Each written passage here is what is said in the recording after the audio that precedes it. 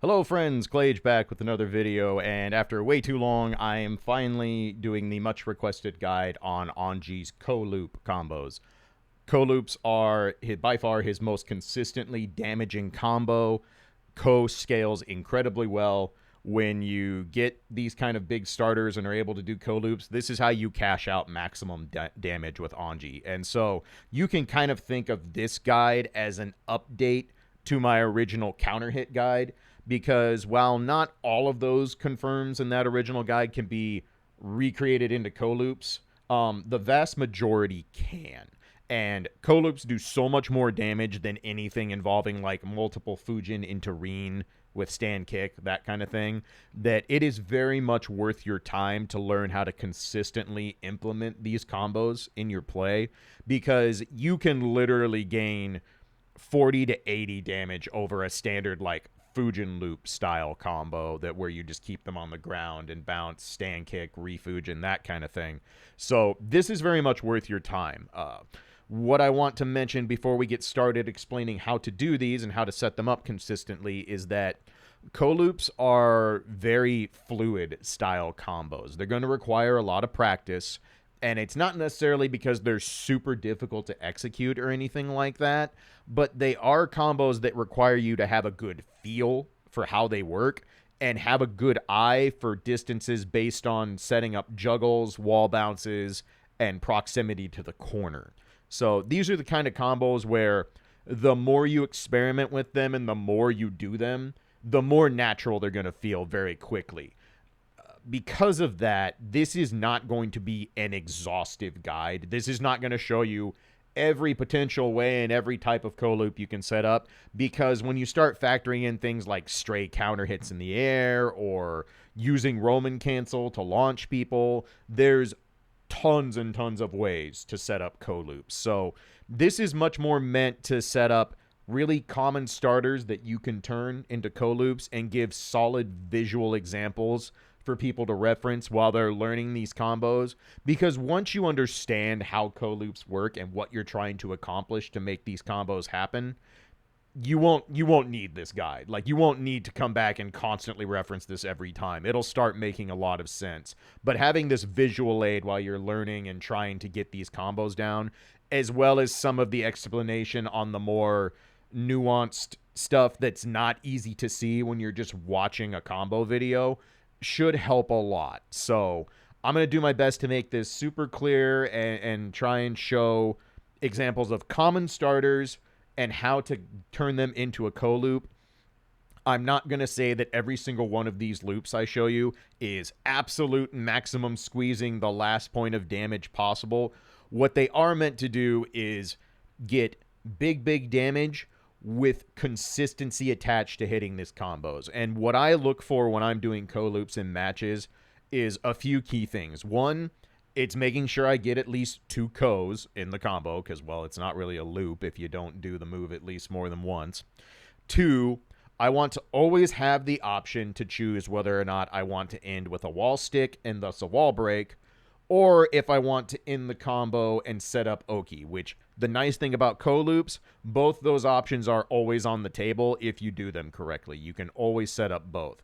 Because of that, the trickiest part of setting that up for that option to be available to you is making sure that your wall stick is done low to the ground, because you want to have the option to do Iseogi at the end of these combos if you wall stick the opponent, so that way you can get that hard knockdown when the wall break animation happens. Because as we know, Anji is not great at staying on top of his opponent. He sometimes struggles to get in. So if we choose to take a wall break, we don't want to just let our opponent escape back to neutral for free afterwards. If we're doing that, we want to do it with intent. Usually use Iseogi, get that hard knockdown so we can continue an offensive onslaught after the wall break. So I'm going to show most of these examples involve showing how to get that low height wall stick, because that is the trickiest part. If you can do the low height wall stick, you can always set up the Oki instead of breaking the wall. That part is very easy, and I'll show an example of that later. But in general, I feel like this is a really important thing for Anji players to learn. The one thing we really excel at as a character is getting a big counter hit and cashing it out for big damage. And this is going to get you way more damage than a lot of the standard combos that involve, like, you know, close S into forward heavy into Fujin, kind of stuff I showed in that original counter hit video. And while those aren't bad combos, and they're also a little bit more consistent to hit from ranges outside the corner, as I showed, these should be what you strive for. If you're going to play this character, you want to make sure when you hit someone with a counter hit, it hurts, and you put them in danger of being touched one more time into death for a round. So I'm going to go through, show common starters that work on lightweights, then on middleweights, then on heavyweights. You can do these on every weight class. As you can probably imagine, heavyweights don't work as well for a lot of situations. Lightweights are the easiest to do co-loops on because of, well, they float easier. It's easier to juggle them, just way easier to set up. So I'm going to go through, show these combos, kind of break them down, show where the tricky nuance parts are that can trip people up as we go. And like I said, just keep in mind that while you're watching these, when you're trying to do them in match, you're going to have to be willing to have a little bit of feel and be able to adjust on the fly somewhat. But once you get the feel, it's not bad. These are not like you have to do just frame charge co and, you know, you have exactly a 2-pixel window for how high you can wall bounce them. Nothing that restrictive. It's not that bad, but because these combos are so fluid and have so many moving parts, you do have to be willing to kind of get used to adjusting on the fly. So let's start taking a look here. We're going to start off with the big one. Counter hit Fujin into a triple ko loop. Super straightforward. Counter hit Fujin, stand/ko, repeat 3 times, falling jump dust. Really straightforward. I'm going to show you this again one more time. Counter hit Fujin, hop, 5S, ko, 5S, ko, 5S, ko, ta-da. This is the biggest one. This is the juiciest damage we get. Getting a triple ko off a counter hit is the juice. That is the best thing an Anji player can ask for, because you're doing 240 plus damage for no meter, and that's pretty great. So this is also coincidentally probably the easiest of the ko loops to learn, because there's nothing special. You literally just land and do close S into ko. You don't have to charge ko at all. You're not trying to do anything cute. You are just repeating the same thing. 5S ko, do it 3 times. As you're falling from the wall stick, hit jump dust, bam, easy peasy. So this is the easiest one. It is also, of course, not something you're going to get all that often, because it requires hitting a charged Fujin in the corner with no wall damage. And that's not always a situation we can create readily. But when you do get something like this where you're fairly close to the corner and they run their face in a charged Fujin, this should be your goal on lightweight characters and to an extent middleweights. So next, we're going to go on to the more, a little bit nuanced, trickier ones to do. So this is going to be off counter hit sweep in the corner. So obviously Anji's sweep, very good. We fish for counter hits with this often. So what do we do to get a ko loop out of counter hit sweep? Well, first off, I'm going to do this frame by frame. So when you do a counter hit sweep in the corner, you need to do a slightly charged ko. And I'm going to have the input display down here for people who want to watch and use that as their visual guide so you can see that. But the idea is that for a lot of these, you need to slightly charge your first ko, both to get a little bit of extra height on the ko itself and to make Anji get a little bit of forward momentum so he can do juggles and wall bounces. So let's see how this works. You get slightly charged ko, and we let that rip. And then the idea is that we go up, and what you want to do is get them above Anji's head to set up a jump dust wall bounce. Now, depending on the character, the weight, and what starter and stuff you did, you're either going to be doing just a jumping dust, or a lot of times if you need a little bit of extra height to get the kind of bounce we want to get the next ko loop going, you're going to want to do jump kick, jump dust. So in this case, Mei hasn't floated quite high enough to make this work, so what we do is we do jump kick, immediately gatling that into jump dust, and this is the kind of height you want when you're wall bouncing someone. Jump dust has a ridiculously tall vertical hitbox. It hits way above Anji's head, and this is the kind of height you're looking for to set up a ko loop where you need a wall bounce to execute it. A lot of these combos, unlike the charge Fujin one, you don't have enough momentum to just go to the corner and stay there and repeat Ko over and over again. The vast majority of Ko loops, the idea is you do Ko into a wall bounce, into a land, and do another Ko off of a close S juggle. So this is going to be the trickiest part, is learning how to consistently find this height for wall bounces.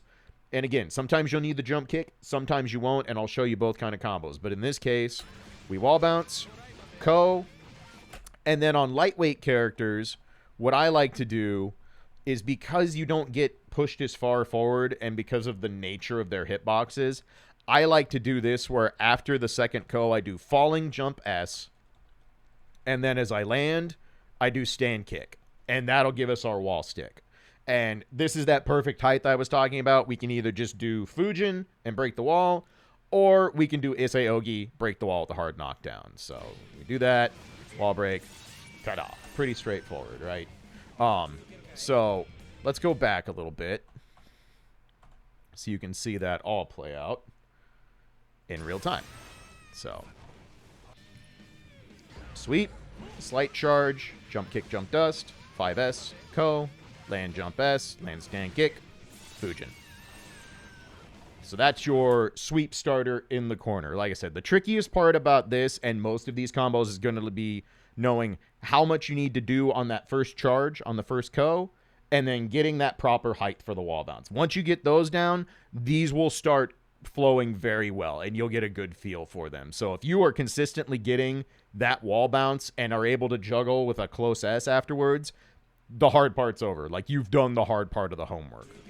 So let's watch the next one. Next is going to be stand heavy counter hit. This is probably the trickiest of the common counter hit starters we have to utilize, just because you're going to be using stand heavy at range, because that's when we fish for counter hits with it, which means you can do stand heavy into charge Fujin, and getting a Ko loop after that can be somewhat tricky. So let's watch this. Close S, Ko. This time we do just a jump dust, and again, falling S. This time the falling S wall sticks for us, and we get our break. So I'll break down some of the trickier parts of this. So this is always the same. Stand heavy into charge Fujin, hop, and then we do our close S. Now, in this case, we do almost no charge. We basically just go into Ko. Whoops. Get both hits off the Ko.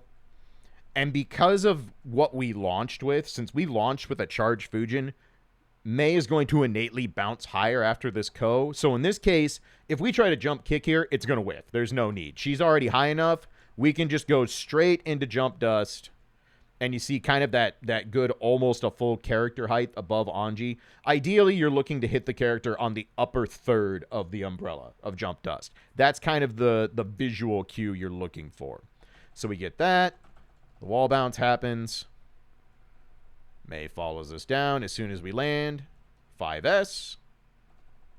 And then go right into Ko. No charge here. We're just going right into a regular Ko. Falling jump S, stand heavy. And you can do Fujin, you could do Kararine, whatever your preference is. They all do about the same damage at the end of a combo like this. I tend to use stand heavy for my wall breaks a lot because it reaches high, it reaches far, and it doesn't have a lot of startup. Just kind of simplifies the process.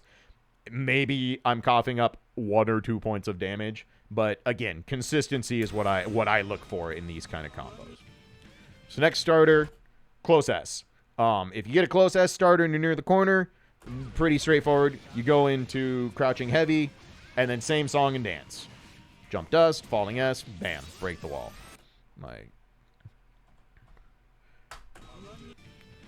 Really straightforward on this one. It's basically the exact same setup as the last one. It's just instead of launching with charge Fujin, we're launching with crouching heavy. So just another perfect example. You can see does super good damage for a close S counter hit. The last one here, counter hit Reen. So if someone fails to block a Fujin follow-up or isn't protecting their dome on a Kararine, we sneak one in. This is how you get off of this. So kind of same thing. Jump dust. Ko.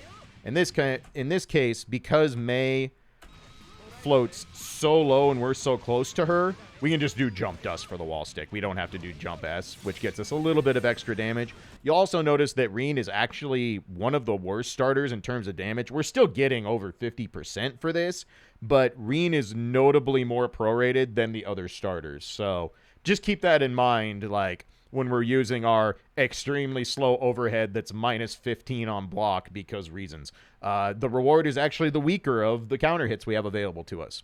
So that's the main counter hits I'm going to show for corner stuff. There's obviously other ones. Crouching heavy, if you get a counter hit, yes, you get like a triple co. The reason I'm not showing that is because getting a raw crouching heavy counter hit is just not realistic 99.9% of the time. If somebody gets hit by that, that is a fluke. We don't have any good way to consistently frame trap that. And everybody and their dog with this character, when they want to show their 380 damage combos, shows counter hit crouch heavy starters. And it's like, that's cool. You're right. It's going to do a ton of damage. You're also not hitting it in a match. So there's no point in showing it off. So that's all the corner stuff. Now, here's the cool part. There are starters where you can do co-loops from mid-screen. And it works on every weight class.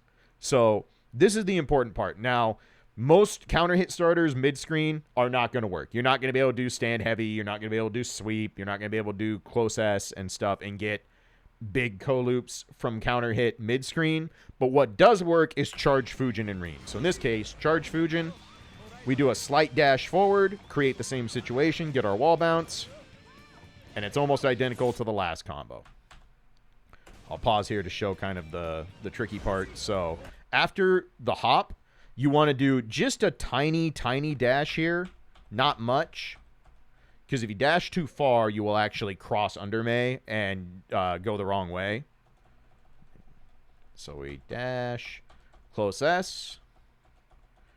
Lands on that. And you want to do close S as high up on them as you possibly can. You want them as much above your head as possible for these mid-screen launches.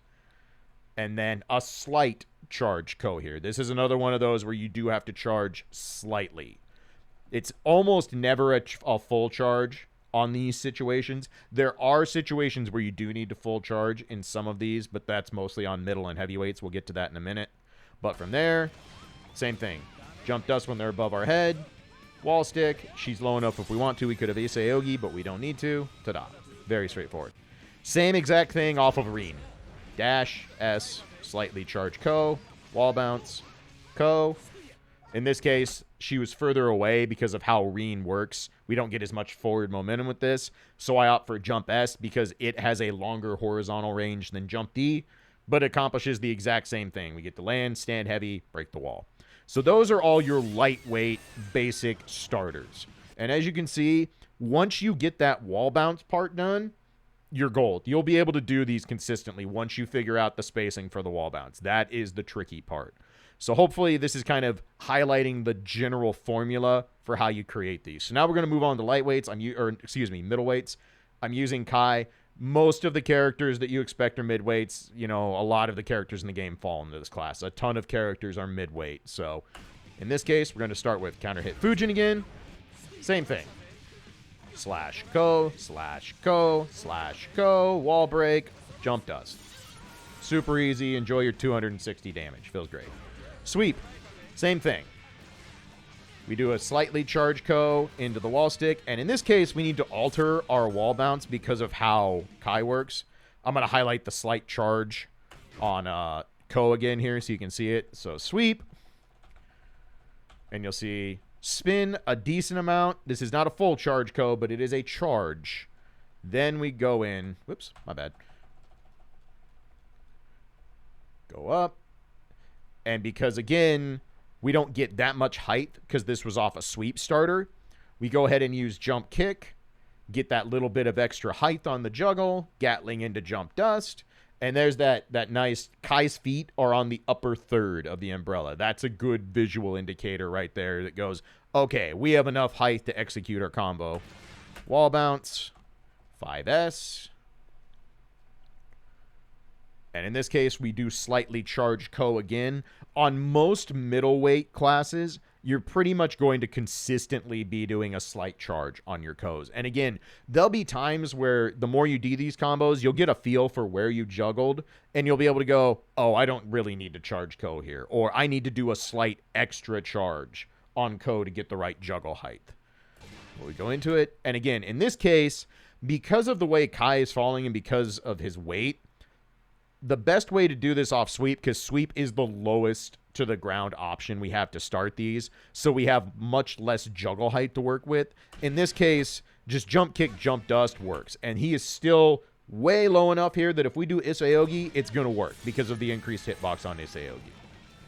So, one more time, just in real time, sweep, slight charge, jump kick dust, slight charge, jump kick dust, wall stick, break. So you're kind of seeing the pattern for all these work. Next, stand heavy. Again, one of the trickier ones. Slight charge. Juggle him. Slight charge. Wall break. Easy. Super, super easy. I'm getting to the point where I probably won't need to slow all these down, but just for the sake of showing you how much of a charge there is. We juggle. And see, the reason we need that charge is see how much pushback we got there after doing the 5S. Like, look how far we get pushed away. The charge lets us regain that momentum. And now, when we do Ko, we're close enough that jump kick can actually connect so we can get our proper wall bounce. So jump kick, jump dust, juggle, wall stick, shabam. So, yeah. This is the formula. You're looking for that wall bounce, and you go from there. Same thing. Close S, charge. In this case, Kai's plenty high enough above us. We don't need to do a jump kick, so we just opt for the jump dust. Slight charge. And so you might be wondering, why does this not need the jump kick when sweep and the stand heavy into charge Fujin did? The answer is because the launch happened so much earlier in this, and it's a launch that is started from crouch heavy. Crouch heavy innately causes more rising on combos because of the style of launcher it is. So see how Kai pops up way above our head after Ko? This means we don't need that jump kick. If we do jump kick here, it's going to whiff. So we just go straight into jump dust. Get our wall bounce, slight charge again, falling jump D, take your wall break option. So one more time, in real time, bonk, rejuggle, bonk, wall break. These combos feel so fun when you start hitting them too. They are super satisfying to hit. Last one, counter hit Reen. Same thing, he's super high. We don't need to do jump dust. Easy. I think you're getting the idea. I probably won't slow down all of these just for the sake of getting through this a little bit quicker, but now you're kind of seeing the game plan. We juggle them off the Ko, determine if we need to do jump kick, jump dust, or just jump dust for the wall bounce. They wall bounce onto close S. We do another Ko, usually almost always, if it's not a heavyweight, with a slight charge, so we're close enough that we can finish the combo with a wall stick or Oki, which I'll show you here in a little bit. Same thing, counter hit Fujin, counter hit Reen mid-screen. We can still do these. So little dash, slight charge, juggle, Ko, wall stick. Middleweights are actually a lot easier because you're not trying to get too cute with them in their own way. So a lot of these combos just kind of, you'll just go, I know what I can get, and that's all I'm going to take. Same exact thing. Counter hit Fujin, counter hit Reen. Ta-da. Now, we're going to move on to the heavyweights. Heavyweights are the most tricky for obvious reasons. You cannot get triple Ko loops on heavyweights. The best that you will get is one hit on the very last Ko, and that's no good because that means they're going to fall to the ground, and by the time you land, they're going to be waking up. So that's very bad for us. I believe you can technically get a triple Ko with, like, just frame inputs on every single part of the combo, but I never, ever get it to come out. So these are going to be much more simplified for consistency. So off counter hit Fujin, we're just going to do 2 Kos. And then because of the way Potemkin and heavy characters work, we're not going to try to do like a falling S into stand kick. What we're going to do is just land and do close S stand heavy, because we have enough momentum here that this works. And this is the most consistent way to get your wall stick. In this case, Kara in for a little bit of extra damage. So, one more time in real time. Let Kai wall bounce. So, Fujin slash Ko slash Ko. Stand slash stand heavy. Wall break. And still, you see really good damage on pot. Like, still very, very solid damage for what it is. So next, we're going to do counter hit sweep. Same thing, we do a slight charge, jump kick, jump dust.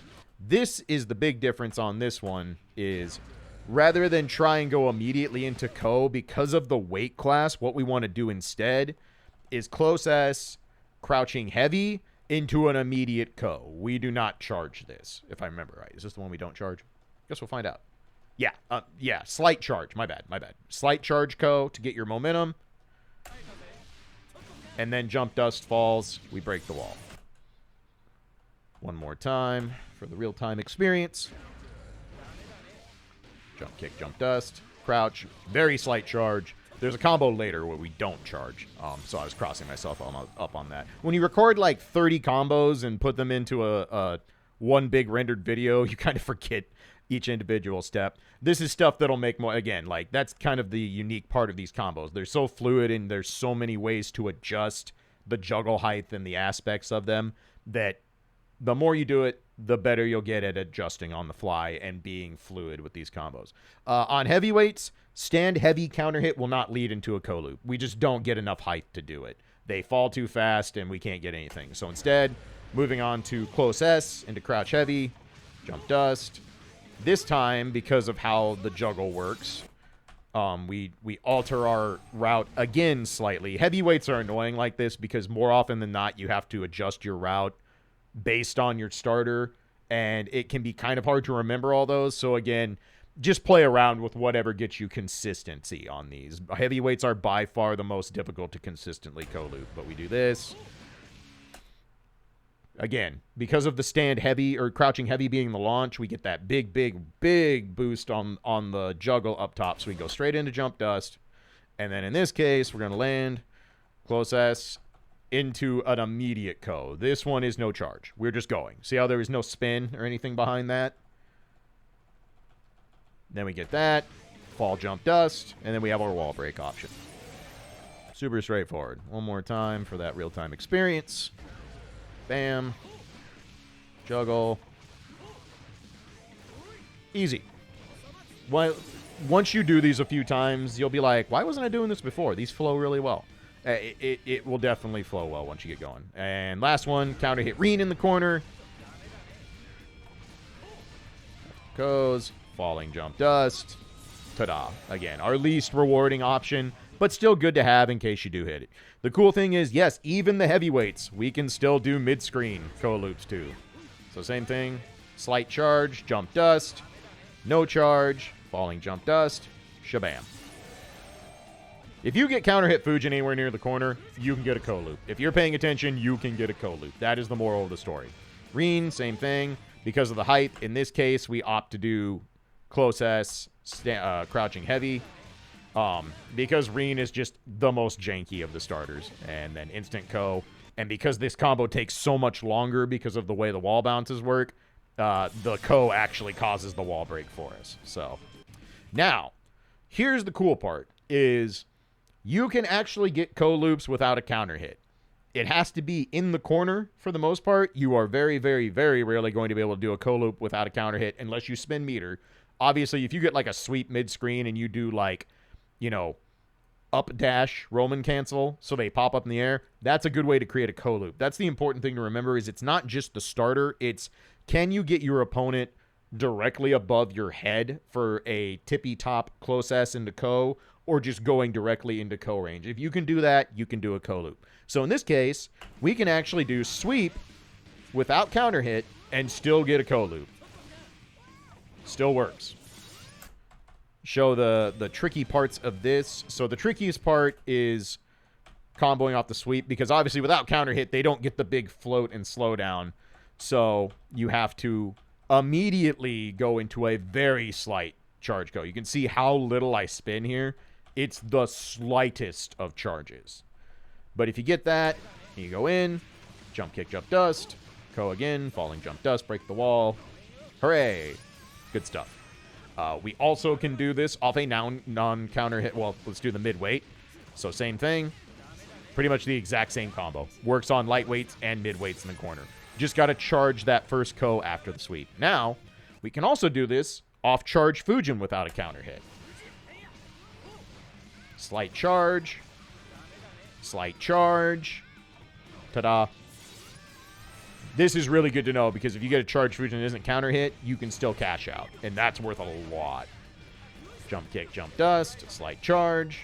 You kind of get the methodology now. It's pretty straightforward. So yeah. Not being able to require a counter hit and still get Ko loops is pretty great if you can do it in the corner. Obviously, the big caveat to these is if the wall has any damage on it already, those combos are not going to be full. Like, you're not going to get that full Ko loop before the wall breaks. So these situations are definitely more niche because it's not often you hit someone in the corner with 0 wall damage already started, but it's still good to know because it is a possibility. So now I want to show the options of not breaking the wall with a regular move and doing either Iseogi or taking Okizeme. And the Okizeme part is really straightforward. I believe this is going to be the Iseogi option. So again, all these are designed to be low wall sticks so that we can go into Iseogi. I'd love to say we're doing it for the extra damage, but it's a whopping 10 extra damage. But we get the hard knockdown, and that's what we're in search of. So again, all these routes I've shown, they're designed to get that low height wall stick so that if you have 50% meter, you can opt to break with Iseogi. And if you have it, I highly recommend using it. It's so important for Anji to maintain offensive advantage and get that hard knockdown. You're going to get positive tension pulse anyway for breaking the wall. Highly, highly recommended if you go for wall break routes on these. Use Iseogi if you have the meter. So lastly, the nice part is that we can always take an Oki option on Ko loops. And it's real easy. Just OTG with Fujin after your second Ko. This will never work on a triple Ko loop because triple Ko loops will always break the wall with the third Ko. The last hit of the third Ko will cause wall stick. It doesn't matter what your starter is. So you're never going to be able to do this off a triple Ko loop. But off a single Ko loop, or a double Ko loop where you get 2 in, you can always just let the second Ko end and go into OTG Fujin. And that's great now because we can do OTG Fujin, fan needles. That's a meaty that we're plus on, and we get to run Oki on somebody in the corner. If you don't have meter to break the wall, in a lot of matchups, it's my recommendation that this is what you learn to do. You learn how to end your Ko loop prematurely, forsake the extra damage off the wall break, and take your Okizeme. Are you sacrificing damage? Definitely. You definitely lose, 40 to 50 damage because wall break is worth, I think 30 most of the time. It does scale to some extent. Iseogi tacks on 20 based on what you're going to do. And usually there's an extra hit we're forsaking that would have caused the wall stick. So you're losing, 40, 50 damage. But if we don't have the meter to get that hard knockdown, keeping the corner and getting, our best Okizeme option is as good as it gets. It's what I highly, highly recommend you do in matchups, especially matchups where characters are tough to catch. Your Milias, your Axel, Chip, characters like Kai, who are very good at poking us at range, Nagoriyuki, who's very good at poking us at range. Those characters are who I would recommend taking this route on. And that's it. That's all the stuff I wanted to highlight about Ko loops. I'll just let these run in the background while we finish up here so you can get some more visual stuff to work with. But yeah, these combos, like I said, they're going to feel kind of finicky at first. It's going to take a while to get used to exactly what height you're looking for, how much charge you need to put behind Ko. But once you get a feel for them on each weight class of character, you can absolutely hit these consistently in matches. In general, just look to hit double Ko loops because the triple Ko loop is a very specific situation where you basically have to get charged Fujin on a lighter middleweight character in the corner with no wall damage. And that's not common. But when it does happen, boy, do you get to destroy somebody's life bar. And if you've made them block anything prior to doing these combos, then my God, does it hurt. Like, I have definitely done like 350 damage to a Zato before because I opened him up with a charged Fujin after he blocked for a while, and it just destroyed him because of, you know, Zato has no guts. But yeah, hopefully this is useful. I really hope this helps people understand the concept of co-loop combos better. Again, this is not exhaustive. This is not meant to tell you these are how you should do co-loops all the time and my way is the best way. No, this is to give you the blueprint so that you can get a feel. You can probably very easily find something that feels more consistent for you. You might even find a way to squeeze out more damage than a lot of these are doing. But this will help you get the idea, because these are combos that I really had to watch a lot of video of different players before I really understood how to consistently set up the situation to make co-loops happen. And once I did, I started getting so much more consistent damage. Do I drop these sometimes and forsake a combo? Yeah, it's going to happen. You are going to drop co-loops sometimes because they have a lot of moving parts. But the reward is so high, and you have so much ability to decide if you want to do a wall break or if you just want to get Fujin into Fan Needle Oki or Fujin into Hop Close S Oki, that this is worth your time. These are the most important combos Anji has, because very, very few characters in this game get to do this kind of meterless damage off a counter hit. It's just not common. And the fact that it doesn't even have to be in the corner for some of them is a huge bonus, because let's face it, if we're playing neutral, you're going to throw out charged Fujin once in a while and see if you catch someone, because that's how we win a round, you know. You're not paying attention, you got charged Fujin, cool, I will take my 250 plus damage, thank you very much. So yeah, give these a shot, work on them in training mode quite a bit, practice on the different weight classes. Some characters have different hitboxes you might need to adjust timing to, but for the most part, these are pretty universal to the weight class. You might find some quirks based on characters who have like very horizontal falling hitboxes, or vice versa, ones with very vertical falling hitboxes. But for the most part, these will work pretty much universally on their weight class. So yeah, hopefully this helps out. I hope this helps you all ramp up your damage, cash out your counter hits way harder, and hopefully helps you start earning some more rounds, getting some more games, because while I've talked a lot about, you know, what's not going well for Anji of late and how we're still kind of lacking that thing that makes our offense feel truly threatening, the one thing we can threaten people with is if that counter hit noise comes on the screen, we get to put the fear of God in them, because it's gonna hurt. So as always, I appreciate you all. Thanks for watching. Thanks for putting up with me being a very verbose person who can't shut the hell up. But in this case, I felt like taking the time to really explain how these work is important, because if I just show all these combos and put a quick, you know, description down in it, there's so many little things that just aren't easily seen. So hopefully people feel the frame-by-frame breakdown on some of the tricky parts will hopefully make this a lot easier. And again, if you're having problems with any of this, feel free to leave me a comment, and I'll try and see if I can't alleviate whatever is causing you problems with consistently hitting the combo. So that's all I got for now. As always, I appreciate you all. Thanks for the subs and the likes. If you'd like to get some coaching from me on Metafy, check out the link in the description. That's something I'm really enjoying doing, and people seem to really be benefiting from what I've been able to teach. So I'd love to help more people out while they're learning Guilty Gear. So that's all I got for now. Y'all take care, be good to each other, and enjoy doing some big damage. Go out there and smack people with co-loops. So until then, catch you next time. Later.